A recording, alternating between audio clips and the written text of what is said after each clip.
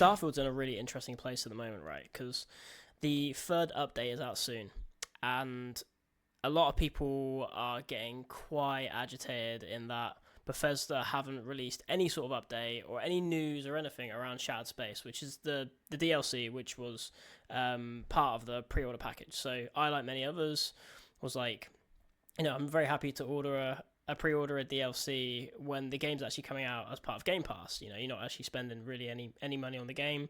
We all thought Starfield was going to be really awesome because obviously it's coming from the studio that made many of our favorite games, and it's been 7 months, and there's been no news for Shattered Space. It's getting to the point where it's just a bit ridiculous, and I don't understand why there's no news on Shattered Space.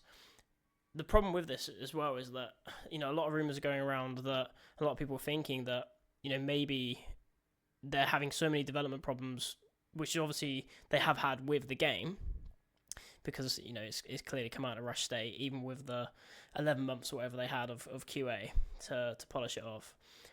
And I believe there's been some layoffs as well fairly recently, so a lot of people are wondering, is Shattered Space actually going to come out anytime soon? If you look at the update schedule they gave, I think it was just before Christmas, they said that the creation kit, so people can actually properly mod the game, which is, again, one of the main reasons people play Bethesda games, and one of the main reasons, or if not the main reason, that Skyrim has had such a long shelf life. Same with Fallout as well. It's because of the creation kit. And you could argue that the creation kit should have shipped with the game. I'm sure there's reasons behind why it doesn't, but it's been 7 months and that's still not out either. And the update schedule said it was going to come out in early 2024, but it's not here. So what is going on with Starfield? And it's going to be so interesting to see with this third update, which I believe the announcement should be next week. The beta should be out very shortly afterwards, and then the actual update will be out in the next 3 weeks, according to the schedule, if they stick to it. But it's going to be so interesting because the first two, they've been quite beefy, and they sort of come out to mixed reactions, because the people who wanted the bug fixes and just sort of further polish to the game, I've been quite happy with it because it's fixed a lot of bugs that have been breaking people's games. But at the same time, there's people like myself who haven't really had many bugs, and they haven't really had any issues with glitches or quest failing, whatever.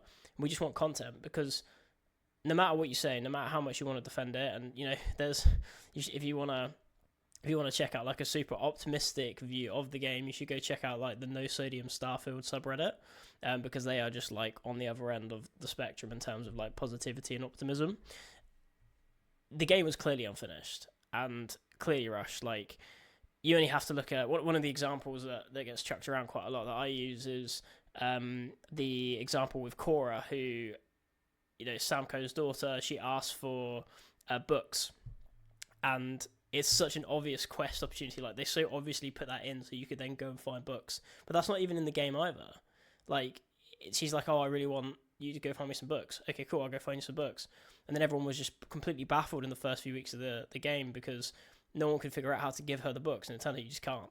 But it's so obviously meant to be in the game, and there's so many examples of that in the game where there was something that was meant to be in it, or meant to be more fleshed out, and it just wasn't.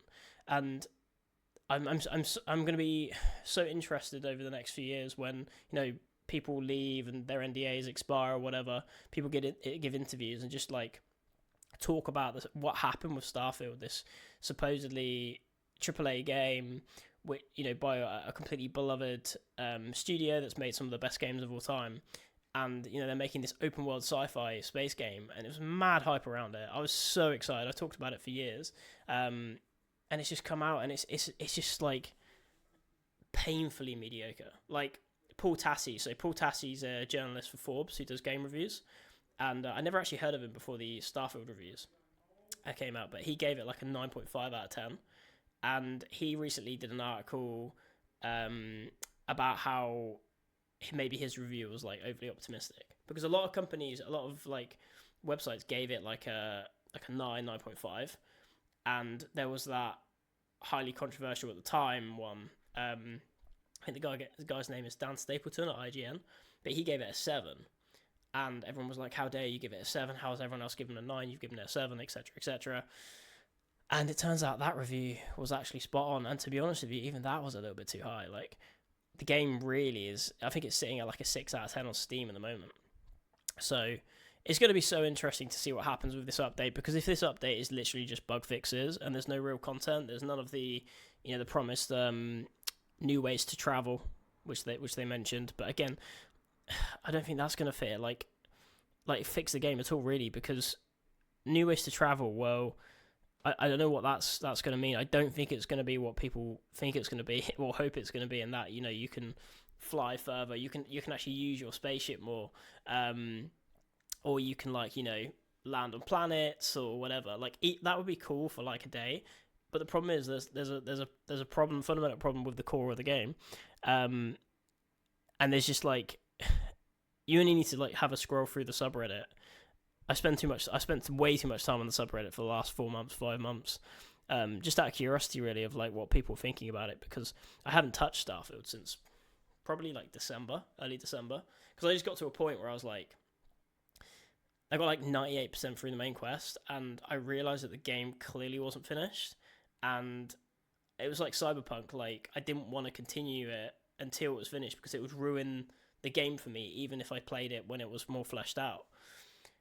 But there's just so many things about Starfield that are just baffling design decisions, baffling creativity decisions. And it's almost like, and it seems like this is the case, but it's almost like the dev teams were like siloed off, and none of them really like connected with each other. There was that article, I think one of the lead writers was saying they had to rush the main quest, but it just seems like everyone was just sort of left to their own devices, and they sort of glued everything together at the last minute, which is very strange considering the budget behind it, and that Microsoft needed this win. Like, they needed this to attract people to Game Pass, and it had a very good few weeks, but the player count now is so low. Like, I think someone said it was a few thousand below Halo Infinite. It's below Skyrim. It's below Fallout, which Skyrim came out in 2011. Fallout came out in 2015. That's crazy. And whether or not it'll go up with mods and stuff, I don't know. But I just think with mods as well, the game is fundamentally flawed. Like the world, the lore, the just bizarre things cats and dogs not being in it. A lot of it doesn't actually make any sense.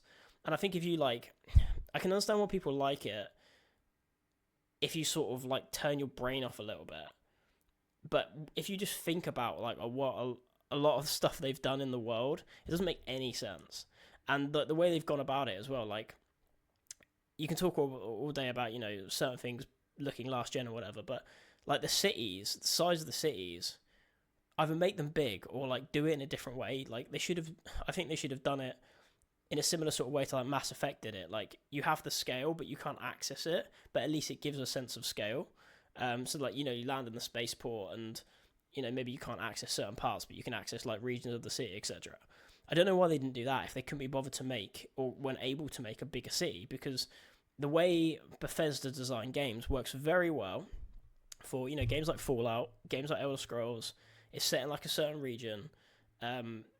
There's there's reasons there isn't scale. In Elder Scrolls, it's villages and little cities. You can believe that.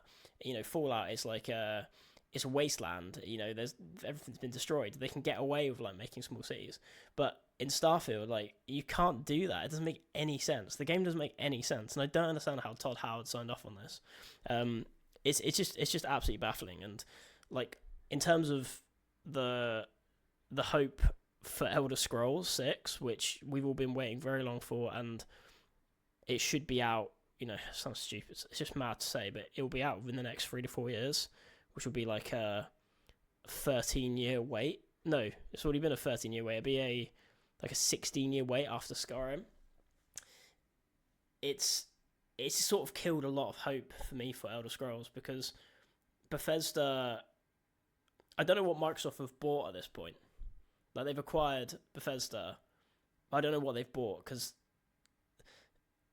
they clearly have lost a lot of the magic. that made all those games, right? And it's going to be so interesting to see. It's just a shame that we have to wait so long to see this, but it's going to be so interesting to see what Elder Scrolls looks like when it comes out. Hopefully, obviously, we get some news before, but typically you don't get news until 6 months before the game comes out, which would be like 2027, 2028. But they just can't mess Elder Scrolls up, and I think if they did, and it came out the same way that Starfield did, it will just be catastrophic for the company and the reputation. However, this is why I think it's so important that they need to work on Starfield. They should put the effort in, because they not only have they said they're going to, and they said they're going to massively support it for years upon years. I think they said like 5 years or something, and it's going to be like a game we're playing in 10 years, which is ridiculous because people stop playing after like 10 days. But they need to like salvage their reputation, really, if they want to be known as this studio, because they've had a massive setback with Fallout 76 when that came out. Fallout 4 was mixed reception. Mods has helped that, and they've got the next gen update with the new Fallout TV show, which just come out, which is getting really good reviews. So people are now checking out Fallout 4 if they haven't already, or going back to it. But if anything, it's sort of putting a bigger light on Starfield again, really, because people are taking interest in Bethesda games, and they're like, obviously Starfield came out. What's it like now? People posting on the subreddit saying, what's it like now? Has it got better? And it hasn't. It's basically in the same state it was 7 months ago. Bar like quite a lot of bug fixes, which again should have come with the game. And also the game was delayed like 10 months to do QA, and apparently like Todd Howard and Bethesda wanted to ship that game already. They were like ready to ship it, and Microsoft were like, no, have 10 months. What were you doing in that 10 months? Or the other question is, what did the game look like before you were going to ship it? Like, it's just so interesting. I find it so interesting. There's like a AAA game and the state it was going to ship in, the studio that it's coming from, just because they've got such an amazing reputation of building open world RPGs. They built some of my favorite ever games of all time in Oblivion and Fallout and Skyrim.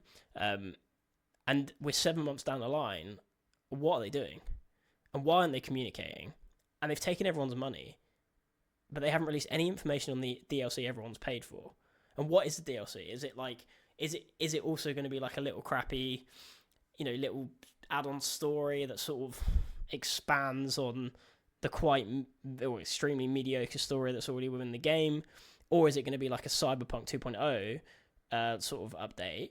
So they've actually been working really hard on this, and this is like a lot of stuff they wanted to launch with the game, and it sort of like makes a start on finishing the game. It adds loads of lore. Maybe it massively extends the main story. It makes use of this interesting new game plus mechanic, which actually was completely wasted. It's going to be so interesting. So I'm going to be keeping a close eye out on the new update when that comes out in the next few weeks to see what they're actually adding, if they're adding content.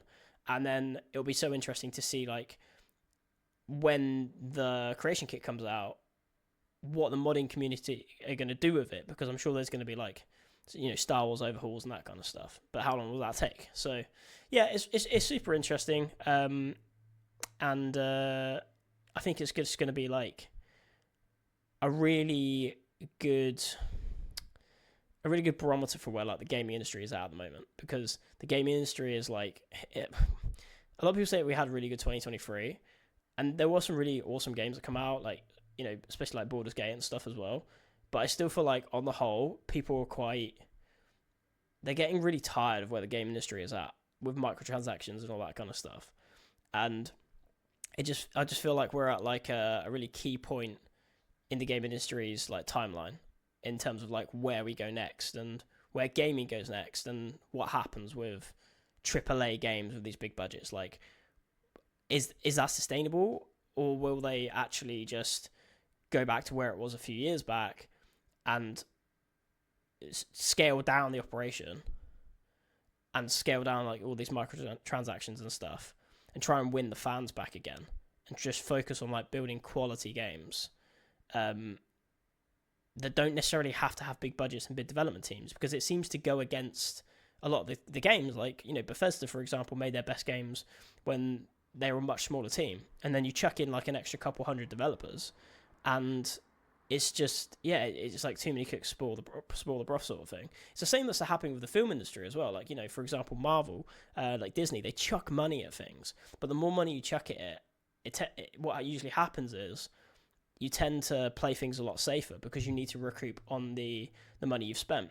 Whereas, you know, smaller companies, smaller projects, smaller games, smaller movies with smaller budgets, you can take bigger risks because the profit to loss margin is a lot smaller. And that seems to be what's happening with the gaming industry. Like, everyone's absolutely shit scared of taking any risks, which, you know, from a creative standpoint, it's really shit. And, you know, obviously the fans suffer.